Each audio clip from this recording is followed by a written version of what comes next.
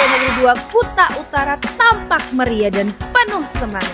Ribuan siswa memenuhi aula menyaksikan secara langsung gelaran debat calon ketua OSIS periode 2025-2026 yang digelar dengan konsep demokrasi sesungguhnya.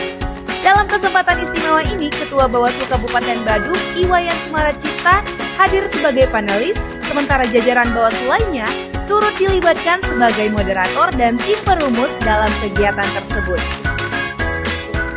Ujang, atas nama Eda Bagus Nyoman Segara Yoga, selaku Kepala SMP Negeri 2 Kuta Utara, berterima kasih dan menyambut baik atas kerjasama dengan Bawaslu terkait dengan kegiatan kami di SMP terkait dengan pemilihan kandidat pengurus OSIS di periode 2025-2026. Jadi harapan kami dari kegiatan ini ada kontribusi yang positif untuk anak-anak kami belajar memahami berdemokrasi lebih dini sehingga mereka mampu memberikan kontribusi yang maksimal terkait dengan bagaimana pola, kemudian teknis, kemudian substansi dari kegiatan yang mereka lakukan sehingga mereka untuk selanjutnya memiliki bekal dan pengalaman di saat mereka akan menjadi seorang pemilih, bahkan menjadi panitia dalam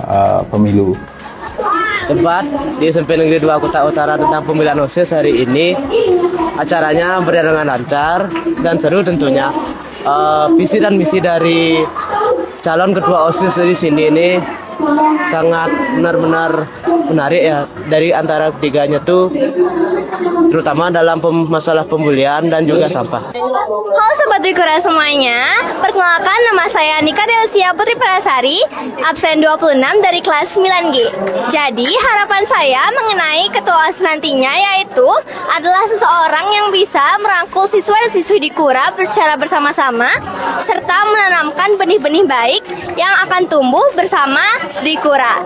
Nah, dan juga yang bisa menciptakan lingkungan yang aman dan nyaman bagi seluruh warga Dwi Kura.